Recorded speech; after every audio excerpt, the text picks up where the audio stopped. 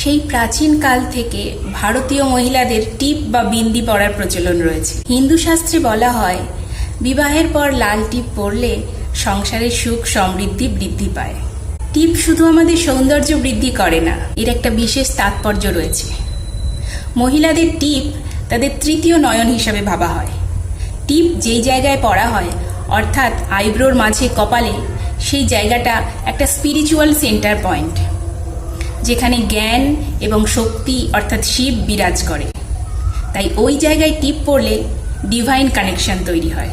ওই জায়গায় যাকে বলা হয় আজ্ঞাচক বা নিরবন্ধ। বৈজ্ঞানিকভাবে বলা হয়, ওই জায়গায় টিপের আলতো প্রেসারে সাইনাস কমে, ব্রেন কুল থাকে, মাইগ্রেন কমে। তাই যে কোনো শুভ কাজ করার আগে পুরুষ কিংবা মহিলা সবার ক্ষেত্রেই ওই স্পিরিচুয়াল পয়েন্টে দই বা চন্দনের টিকা লাগানো হয়। মেডিটেশন করতে গেলেও চোখ বন্ধ করে কপালের ওই সেন্টার পয়েন্টেই আমাদের কনসেন্ট্রেট করতে বলা হয়। কিন্তু বর্তমানে আমরা যে ভেলভেটের টিপ পরি, তার সাথে সিনথেটিক গ্লু থাকে, যেটা আমাদের কপালের রন্ধ্রকে বন্ধ করে দেয়। এর ফলে আমাদের ব্রেন রেস্টলেস হয়ে যায়, আমাদের অনেকটাই ক্ষতি হয়।